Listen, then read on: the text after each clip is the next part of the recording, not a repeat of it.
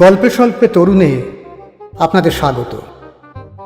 বাংলা সাহিত্য ভাণ্ডারে ছোট গল্পের সম্ভার অতুলনীয়। মণিমাণিক্য খচিত সেই সব ছোট গল্প নিয়েই আপনাদের সামনে আমি তরুণ।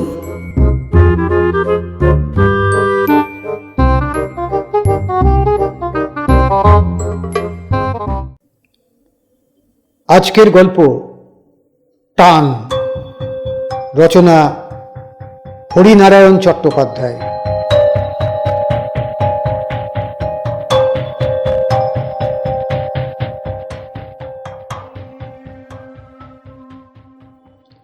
ভূত আছে কি নেই এ তর্ক বহুদিনের। ভগবানের অস্তিত্ব নিয়েও এ ধরনের তর্ক আদিম যুগ থেকে চলে আসছে। দুটো তর্কেরই আজও কোনো রকম নিষ্পত্তি হয়নি, আর হবে কি না তাও বলা যায় না। বিজ্ঞানের যুগে তোমরা হয়তো এসব মানতে চাইবে না, এবং এটাই স্বাভাবিক। অনুবীক্ষণ আর দুর্বীক্ষণ যন্ত্র নিয়ে যা দেখা যায় না তার অস্তিত্বই নেই, এই তোমাদের হচ্ছে মত। ভূতের কথা তোমাদের মতো এতদিন আমিও বিশ্বাস করতাম না। অনেক জায়গায় ভূত দেখার আমন্ত্রণ পেয়েছি, পোড়ো বাড়িতে রাত কাটিয়েছি, ঘোর অমাবস্যায় শ্মশানে ঘোরাফেরা করেছি। কিছু কিছু চামচিকে আর শেয়াল ছাড়া আর কিছু নজরে পাইনি। ভূত সম্বন্ধে ঘোরতর অবিশ্বাসী হয়ে উঠেছিলাম। এমন সময় এই ব্যাপারটা ঘটল, যা আজকে তোমাদের কাছে বলতে বসেছি। ঠিক আমাদের পাশের বস্তিতে থাকে সমর রায়। ছেলেটি দেখতে যেমন সুন্দর, লেখাপড়া তো তেমনই উৎসাহী। বিয়ে পরীক্ষা দেওয়ার আগে মাঝে মাঝে আমার কাছে পড়তে আসতো। সেই সময় তার বিদ্যা বুদ্ধির পরখ করার সুযোগ মিলেছিল। তাছাড়া একেবারে পাশের বস্তিতে থাকতো, কাজেই খুব ছোট্টবেলা থেকেই তাকে দেখেছি। ইদানিং অনেক দিন সমরের সঙ্গে দেখা আর হয়নি। আমরা শুনেছিলাম পরীক্ষার পর বাইরে কোথায় বেড়াতে গেছে। এক সন্ধ্যায় ঘরে বসে একটা বই পড়ছি। বাইরে ঝড়ের আভাস, জানলা দরজার পর্দাগুলো দমকা বাতাসে উড়ছে। দু এক ফোঁটা বৃষ্টি যেন গায়ে এসে পড়ল। কিন্তু বইটা এত ভালো লাগছিল যে উঠে জানলাগুলো বন্ধ করতেও ইচ্ছা করছিল না। এমন সময় হঠাৎ সশব্দে দরজাটা খুলে গেল। ভাবলাম ঝড়। চোখ ফিরিয়েই কিন্তু অবাক হলাম। সমর এসে দাঁড়িয়েছে, উস্কো খুস্কো চুল, পাংশু মুখ। কি সমর, কবে ফিরলে? বইটা মুড়ে প্রশ্ন করলাম। সমর কৌছে আমার পাশে বসে বলল, এই একটু আগে জামা কাপড় ছেড়েই আপনার কাছে চলে এসেছি। আপনাদের খবর ভালো তো? বললাম, হ্যাঁ ভালো, কিন্তু কি ব্যাপার, জরুরি কোনো কথা আছে নাকি?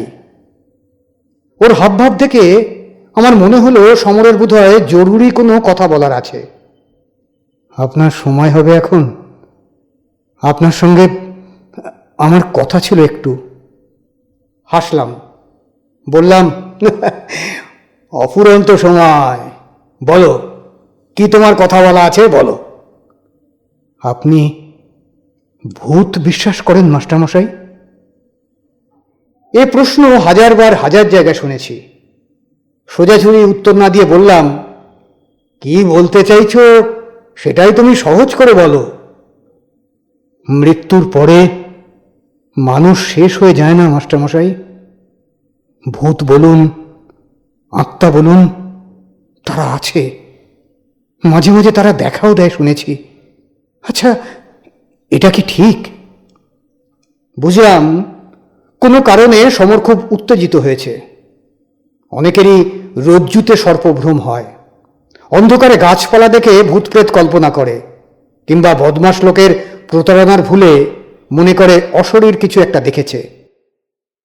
সমর কোঁচার খুঁট দিয়ে মুখ আর কপাল মুছে নিল।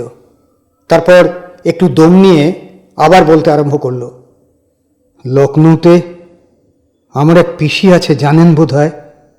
হ্যাঁ, তোমার কাছেই শুনেছি। তিনি কোন এক স্কুলের শিক্ষিকা, তাই না? সমর ঘাড় নাড়ল। পিসি বৈদ্যনাথ শিক্ষা সদনে পড়ান। তিনি অনেকদিন ধরে তার কাছে আমাকে যেতে লিখেছেন, কিন্তু একটার পর একটা ঝঞ্ঝাটের জন্য যাওয়ার হয়ে ওঠেনি আমার। তাই পরীক্ষার পর ভাবলাম, এখন তো প্রচুর অবসর, এইবার ঘুরে আসা যাক কিছুদিন। তাই মাসখানেক আগে দেরাদুন এক্সপ্রেসে রওনা হয়ে গেলাম লখনৌ।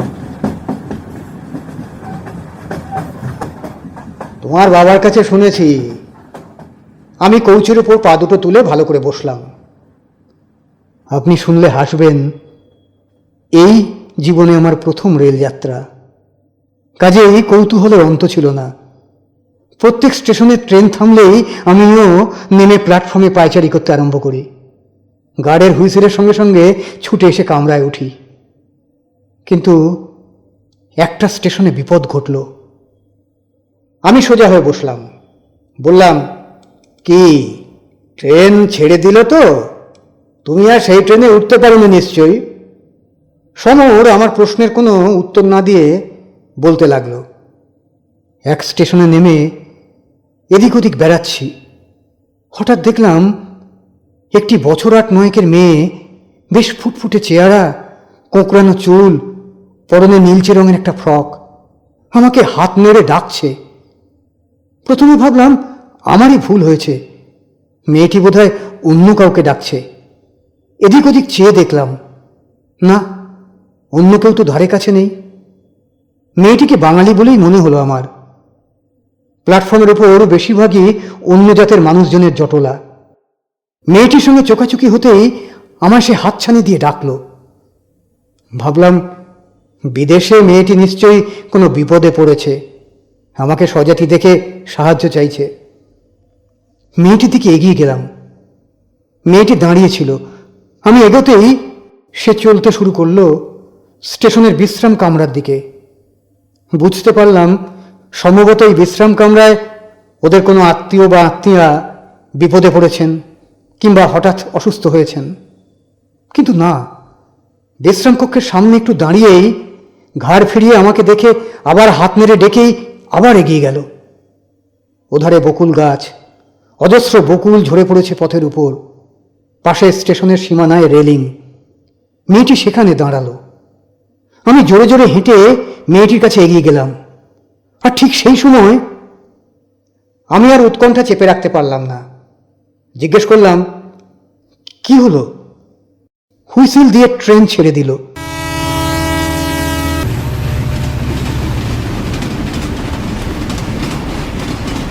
এদিকে চেয়ে দেখি মেয়েটি উধাও, এক নিমেষে যেন মুছে গেল। আমি ট্রেনের দিকে ছুটলাম, কিন্তু ধরতে পারলাম না। দুরন্ত গতিতে ট্রেন যেন আমার চেষ্টাকে উপহাস করতে করতে বেরিয়ে গেল।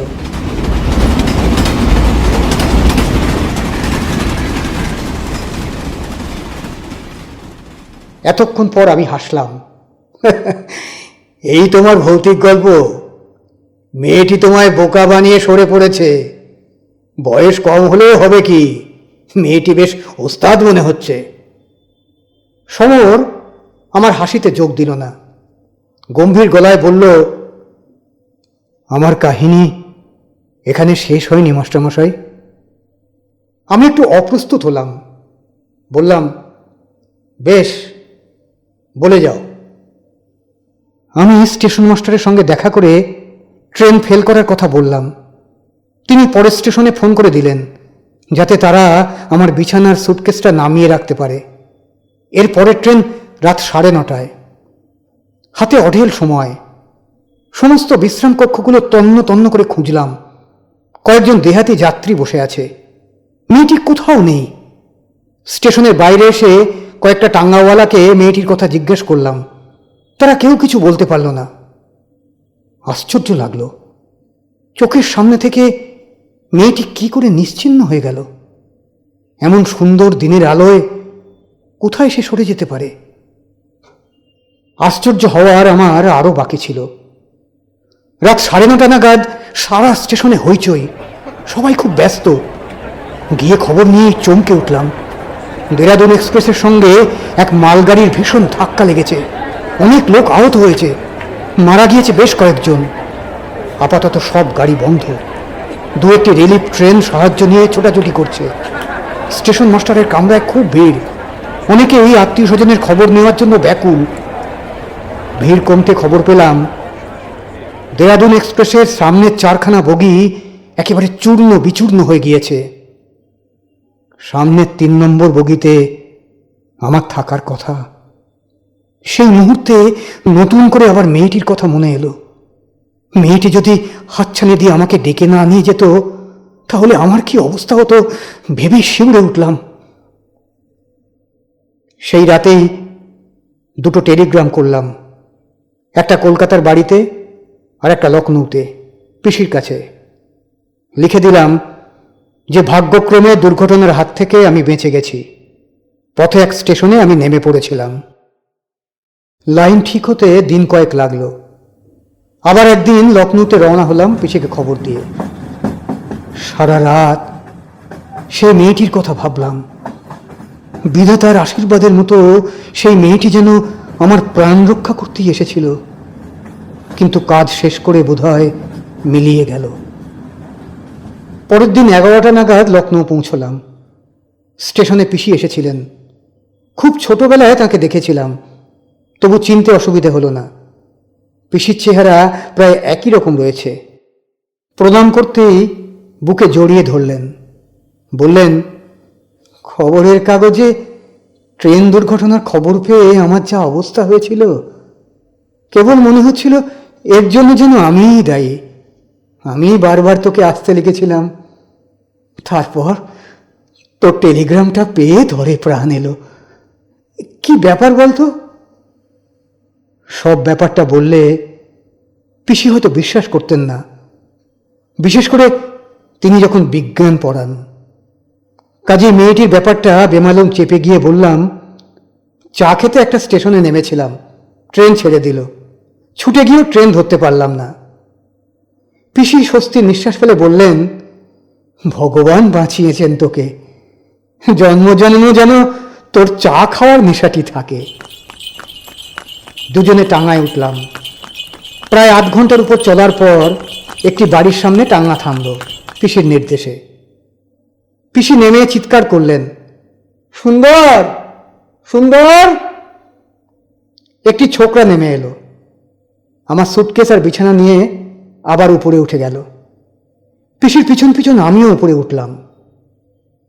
মাঝারি সাইজের একটা ঘরের দিকে আঙুল দেখিয়ে পিসি বললেন, এই ঘরটা তোর, যা জামা কাপড় ছেড়ে নে, আমি জল খাবারের বন্দোবস্ত করি। শরীর খুবই ক্লান্ত ছিল। ঘরের মধ্যে ঢুকে একটা চেয়ারের উপর নিজেকে ছেড়ে দিলাম। এক কোণে একটা টেবিল, তার উপর বাতিদান, একটা আলনা, ছোট একটা খাট, দেওয়ালে গোটা 3 ছবি। সামনের ছবিটার দিকে চাইতেই সমস্ত শরীর বিদ্যুৎ স্পৃষ্টের মতো কেঁপে উঠল। উঠে দাঁড়িয়ে পড়লাম। মনে হলো ভয়ের কোনো কালো ছায়া আমাকে আবৃত করার চেষ্টা করছে। তাড়াতাড়ি বাইরে এসে ডাকলাম, পিসি পিসি। পিসি বোধহয় নিচে রান্নাঘরে ছিলেন। কোনো সাড়া পেলাম না। কিন্তু পিসিকে আমার একান্ত দরকার। আমি তাড়াতাড়ি সিঁড়ির মাঝ বরাবর নেমে আবার ডাকলাম, পিসি ও পিসি। এতক্ষণে আমার ডাক পিসির কানে পৌঁছলো। হন্তদন্ত হয়ে পিসি সিঁড়ির কাছে এসে বললেন, কিরে, কি হয়েছে তোর? একটু এ ঘরে এসো তো। আমি ছুটে উপরে ঘরে এসে দাঁড়ালাম। হাঁপাতে হাঁপাতে পিসিও এলেন একটু পরে। কি হলো রে তোর? শরীর খারাপ হয়নি তো? এত ঘামছিস কেন? জামার আস্তিন দিয়ে কপালের ঘামের বিন্দু মুছে বললাম, না, শরীর আমার ঠিক আছে, কিন্তু এই ছবিটা কার? হাত দিয়ে সামনের ফটোটা দেখালাম।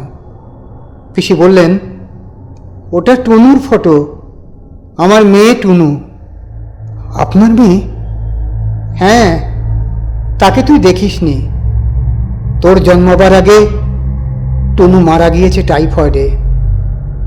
বোধহয় বছর 8 বয়স হয়েছিল। শেষ দিকে পিসির কণ্ঠস্বর একটু গাঢ় হয়ে এলো, কিন্তু ঠোঁটটা কামড়ে থেমে গেলাম। কিন্তু কিরে, কি বলবি বল? পিসি বললেন। তুমি কি বিশ্বাস করবে পিসি? বিশ্বাস করার কথা নয়, কথাটা বল, তবে তো বুঝবো বিশ্বাস করার কথা কি না। পিসি আমার ভাবভঙ্গি দেখে রীতিমতো বিস্মিত হলেন। টুনুদির সঙ্গে আমার দেখা হয়েছে পিসি। আমার কথা শেষ হওয়ার আগেই পিসি ধপাস করে চেয়ারে বসে পড়লেন। ভাবলেন নির্ঘাত ছেলেটির মাথা খারাপ হয়েছে। একটু একটু করে সব বললাম। যখন শেষ করলাম, পিসির চোখ দিয়ে টপ টপ করে জল পড়ছে। পিসি বিজ্ঞান পড়ান, কিন্তু একটি কথাও প্রতিবাদ করলেন না, কিন্তু অবিশ্বাস করলেন না। শুধু বললেন, তুমি তোর প্রাণ বাঁচিয়ে দিয়েছে। এবার সমর আমার দিকে ঘুরে বসল। বলুন মাস্টারমশাই, কি করে এটা সম্ভব? মারা যাবার পরও কি আত্মার স্নেহ, দয়া, মায়া, টান থাকে? নিজের আত্মীয়দের বাঁচাবার জন্যে তারা কি মানুষের দেহ ধরে আবার ফিরে আসতে পারে মর্তলোকে? বাইরে ঝড়ের সঙ্গে প্রবল বৃষ্টি শুরু হয়েছে। আম গাছের একটা ডাল জানলার পাল্লায় মাথা ঠেকছে অনবরত। জলের ঝাপটায় ঘরের অনেকখানি ভিজে গিয়েছে। সেই দিকে চেয়ে চুপ করে বসে রইলাম। কি উত্তর দেব সমরের প্রশ্নে?